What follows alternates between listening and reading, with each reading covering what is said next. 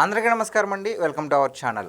June 4 Andhra Pradesh రాజకీయ చరిత్రలో ఈ తేదీని ఎవరు మర్చిపోలేరు.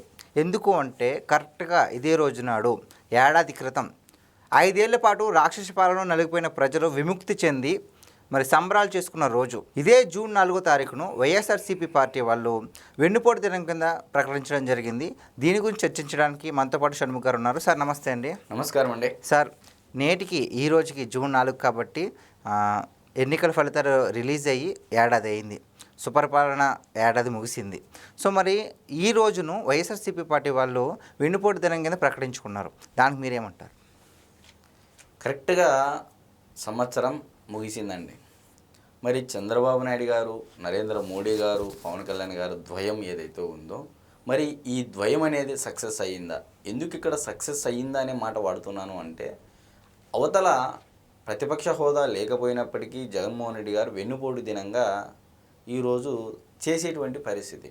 మరి నిజంగా ఇది వెన్నుపోటు దినమా, లేకపోతే కూటమి ప్రభుత్వం కూటమి జతగట్టుకొని డబుల్ ఇంజిన్ సర్కార్గా మాదిరిగా, లేకపోతే డబుల్ డిజిట్ గ్రోత్ రేట్లో ముందుకెళ్ళడానికి వేసినటువంటి ప్రణాళికలు ఏంటి, అసలు ఎంతవరకు పనులు జరిగాయి, నిజంగా ఇది రాష్ట్ర ప్రజలకు వెన్నుపోటు దినమేనా అని మనం ఒకసారి వెళ్ళినట్లయితే, అంటే గత సంవత్సర కాలంగా వెళ్ళినట్లయితే, ప్రధానంగా జగన్మోహన్ రెడ్డి గారు ఏం చెప్తూ ఉంటారంటే రైతు పక్షపాతి, పేదల పక్షపాతి, నిరుద్యోగ పక్షపాతి, యువజన, శ్రామిక, రైతు, ఈ మూడే కదా. మరి శ్రామికులకు ఏం చేశారు? యువజనులకు డిఎస్సీలు ఎన్ని ఇచ్చారు? లేకపోతే రైతులకు ఎంత మేర లబ్ధి చేకూర్చారు? పోనీ రైతులకు లబ్ధి కంటే రైతులకు ఉపయోగపడేటువంటి నీటి సౌకర్యాలు, నీటి ప్రాజెక్టులు ఎంత మేర పూర్తి చేశారు అనేది ఒకసారి మనం ఈ గత సంవత్సర కాలంగా చూసుకున్నట్లయితే, మరి చంద్రబాబు నాయుడు గారు గతంలో 2014 నుంచి 2019 మధ్య కాలంలో మొదలుపెట్టినటువంటి ప్రాజెక్టు దగ్గర ఒక 50 నుంచి 60 ప్రాజెక్టులు ఉన్నాయి. ఓకే. మరి ఇప్పుడు ఆ పనులను వేగవంతం చేశాడా లేదా అనేది ఒక మనం ప్రధానంగా చర్చించినట్లయితే, సిద్ధాపురం ఎత్తిపోతల, Adavipalli reservoir, Marala reservoir, Cherlopalli reservoir, Madakasira branch canal, Muchumarri ఎత్తిపోతల, గోరుకల్లు రిజర్వాయరు, అవుకు టన్నెలు, పులికనుమ ఎత్తిపోతల, పులికుర్తి ఎత్తిపోతల, Kuppam branch canal, Gandikota reservoir, Bhairavanitippa project, Sharada నదిపై ఆనకట్ట, కండలేరు ఎత్తిపోతల, పురుషోత్తపట్నం ఎత్తిపోతల, పెద్దపాలెం ఎత్తిపోతల పథకం, కొండవీటివాగు పంపింగ్ సిస్టమ్, మరి చినసాన ఎత్తిపోతల పథకం, గుండ్లకమ్మ రిజర్వాయరు, ఎర్రకాలువ ఆధునీకరణ, Nellore barrage, Sangam barrage, Vamsadhara project, Hiramandalam reservoir, Vamsadhara Nagavali అనుసంధానము, పట్టిసీమ, పోలవరం 70% పనులు జరగడము, గండికోట సిబిఆర్ ఎత్తిపోతల, చిన్నసాన ఎత్తిపోతల, పెదపాలెం ఎత్తిపోతల, Uttarandhra Sujala Sravanthi, Vamsadhara phase 1 phase 2, Thotapalli barrage, Mahendratanaya offshore,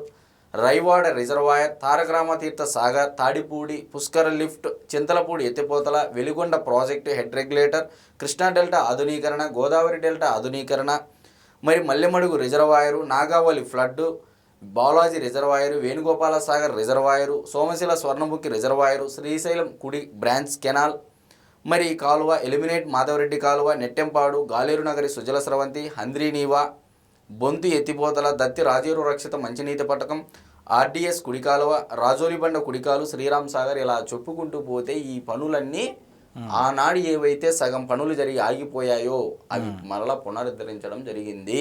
okay.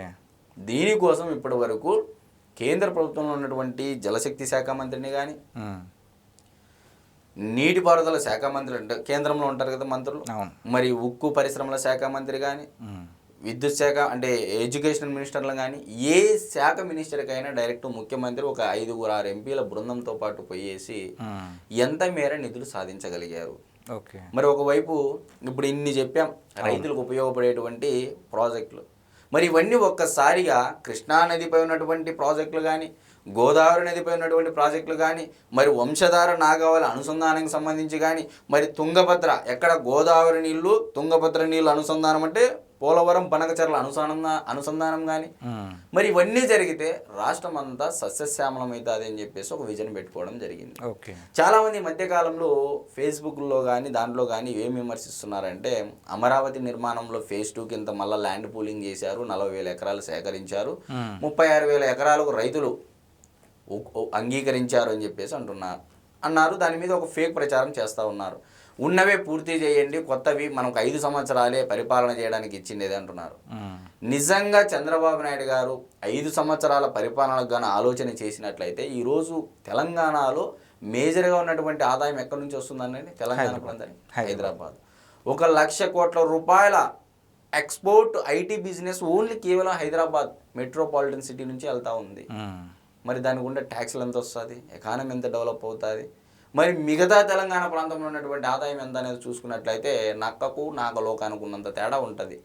మరి నిజంగా చంద్రబాబు నాయుడు గారు అలా ఈసారి జరగకూడదని నవనిర్మాణ నగరాలుగా ఐటీ హబ్ ఉత్తరాంధ్ర ప్రాంతాన్ని, electronics and horticulture and industrial హబ్గా రాయలసీమను, మరి రాజధాని ప్రాంతాన్ని అంటే ఈ గుంటూరు, కృష్ణా, విజయవాడ ఈ ప్రాంతాన్ని అంతా రాజధాని ప్రాంతంగా పరిగణిస్తూ మరి కర్నూలును న్యాయరాజుగా చేస్తూ ఈ విధంగా నవనిర్మాణ నగరాలకు తీర్చిదిద్దే ప్రాసెస్లో ఇప్పటి వరకు కూటమి ప్రభుత్వం 8,27,000 కోట్లకు పైగా ఎంఓయూలు చేసుకుంది, మెమోరాండమ్ ఆఫ్ అగ్రిమెంట్స్.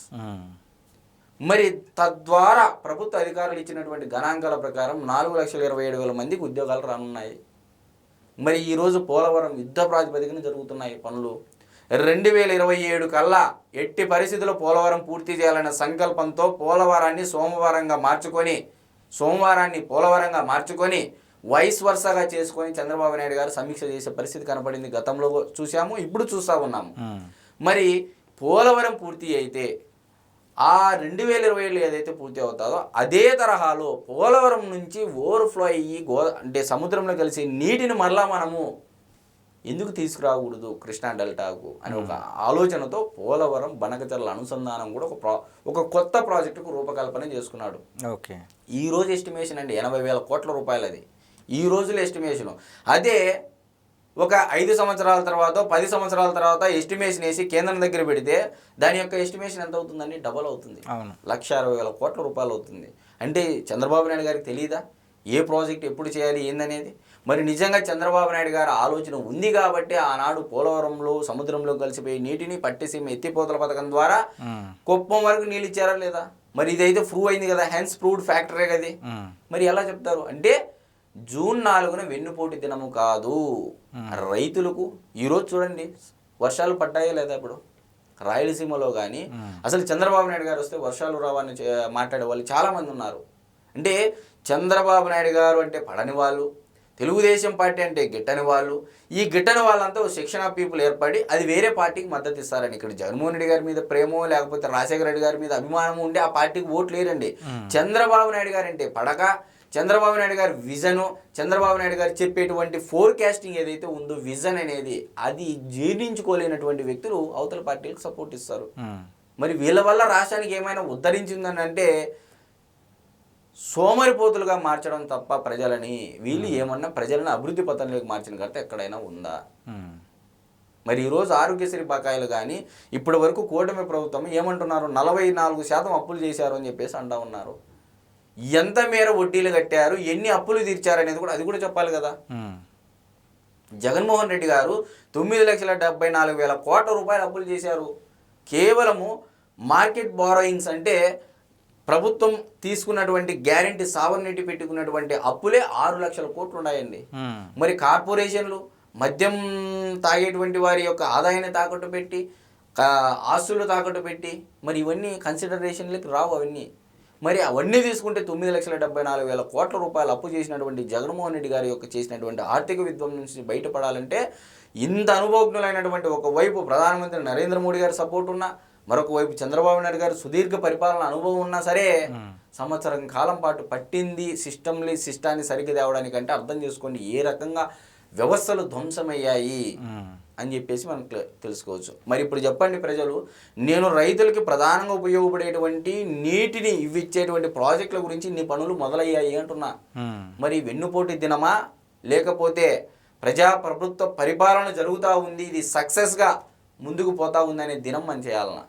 అంటే ఈ వెన్నుపోటు దినం అని పెట్టడానికి అంటే ఇది ఎంతవరకు కరెక్ట్ అండి? ప్రజల నిర్ణయాన్ని వెన్నుపోటు దినం అని చెప్పేంత అర్హత వాళ్ళకు ఉందంటారు అసలు? ఇక్కడ జగన్మోహన్ రెడ్డి గారు కానీ ఆ పార్టీలో వాళ్ళు కానీ జగన్మోహన్ రెడ్డి గారికి ఎవరు సలహాలు ఇస్తున్నారో తెలియదు కానీ ఇప్పటికీ స్టిల్ వాళ్ళకి అర్థం కానటువంటి విషయం ఏంటంటే వాళ్ళని వాళ్ళు ఏమి జరిగిందో అసలు పార్టీలో ఏం జరిగిందో తెలుసుకోకుండా ప్రజల్ని ఇంతవరకు చంద్రబాబు నాయుడు గారిని బ్లేమ్ చేశారు. చంద్రబాబు నాయుడు గారు హత్యలు చేస్తూ ఉన్నారు, 36 హత్యలు జరిగినాయి, ఆ హత్యలు జరిగినాయని చెప్పి ఢిల్లీలో జంతర్ మంతర్ వేదిక వద్ద ఇదే రెడ్ బుక్ పరిపాలనపై ఆనాడు ఉన్నవి లేని ఉన్నవి క్రియేట్ చేసి ఆ 36 మంది లిస్ట్ ఇస్తే మేము ఎంక్వైరీ చేస్తామని చెప్పి అన్నా కూడా ఈ పొద్దురికి జగన్మోహన్ రెడ్డి గారు ఇవ్వని పరిస్థితి. అంటే ఎక్కడ ఆ పార్టీకి క్రెడిబిలిటీ కోల్పోతా ఉంది. ఇప్పుడు ఏం చేశారు, ఏకంగా ప్రజలను బ్లేమ్ చేసే విధంగా మీరు ఇచ్చినటువంటి తీర్పు ఇది వెన్నుపోటు తీర్పు అని చెప్పేసి ఏకంగా ప్రజలనే బ్లేమ్ చేసే విధంగా జగన్మోహన్ రెడ్డి గారు రోజు రోజుకు నాటికి అబాసు పాలవుతున్నారు తప్ప ఎక్కడ మరలా అధికారంలోకి రావాలి, ప్రజలకి ఏమి చేస్తే, ప్రజల్లో ఏమి చెప్తే, ఇప్పుడు మేము వస్తే పొడి చేస్తాం, మేము వస్తే చంపేస్తాం, మేము వస్తే 7 సముద్రాలు దాటిన ఈ పదాలకు బదులు మేము వస్తే రాయలసీమకి ఈసారి ఎకరాకు తడి ఇస్తాము. మామూలుగా 3 సీజన్లు వస్తాయండి. ప్రతి సీజన్ ఏదో ఒక సీజన్ ఖచ్చితంగా ఎకరాకు తడి ఇస్తాము, ఇది రాసి పెట్టుకో, 7 సముద్రాలు దాటైనా సరే నిధులు తెచ్చి మరి రాయలసీమ నీళ్ళు ఇస్తామని చెప్పేసి ఘనంగా చాటి ఉండింటే రాయలసీమ ప్రజలు కూడా హర్షించేవాళ్ళు. గతంలో జరిగిన దానికంటే భిన్నంగా చేస్తామని అంటే కాస్త పుస్త క్రెడిబిలిటీ ఉండేది.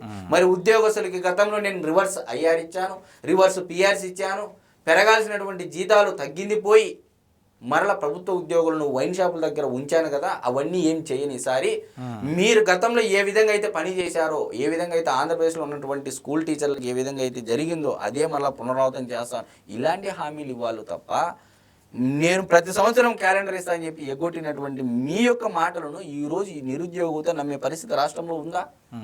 16,347 పోస్టులకు మెగా డిఎస్సి ఇచ్చారు. ఇప్పటి వరకు స్టిల్ 13 డిఎస్సీల ద్వారా తెలుగుదేశం పార్టీ హయాంలోనే 10 ఎలక్షన్లలో పోటీ చేస్తే తెలుగుదేశం పార్టీ 6 ఎలక్షన్లో గెలిచినటువంటి ఈ 6 ఎలక్షన్లలో ఇప్పటి వరకు స్టిల్ 1,80,219 టీచర్ పోస్టును భర్తీ చేసిందండి. Okay, regular recruitment, special recruitment, ఇలా రిక్రూట్మెంట్లు పెట్టేసి ఈరోజు 3/4 అంటే 100కు 75 మంది ఉపాధ్యాయులు ఉన్నారు ఆంధ్రప్రదేశ్ రాష్ట్రంలో. అంటే అది చంద్రబాబు నాయుడు గారు అధికారంలో ఉన్నప్పుడు మాత్రమే జరిగింది. మరి ఇది కూడా ఒకసారి ఉద్యోగస్తులు ఆలోచన చేయాలి. ఎవరు ఉపాధ్యాయులకు సాంత్వనం చేకూర్చే విధంగా పోతా ఉన్నారు. మరి గతంలో ఇదే 25,000 కోట్ల రూపాయలు ఐఆర్ డిఆర్ పెండింగ్లు పెట్టారు. మరి పెట్టినప్పుడు మరి అవి పెట్టి బకాయిలు పెట్టిపోయారా, తీర్చిపోయారా జగన్మోహన్ రెడ్డి గారు? ఎక్కడ ఏ వర్గము జగన్మోహన్ రెడ్డి గారు నమ్ముతుంది? కాబట్టి ఇది వెన్నుపోటు దినము కాదు, మిమ్మల్ని మీరు వెన్నుపోటుగా అభివర్ణించుకునే రోజు అయితే మనం ఖచ్చితంగా చెప్పవచ్చు. ఓకే, థ్యాంక్స్ అండి. నమస్తే.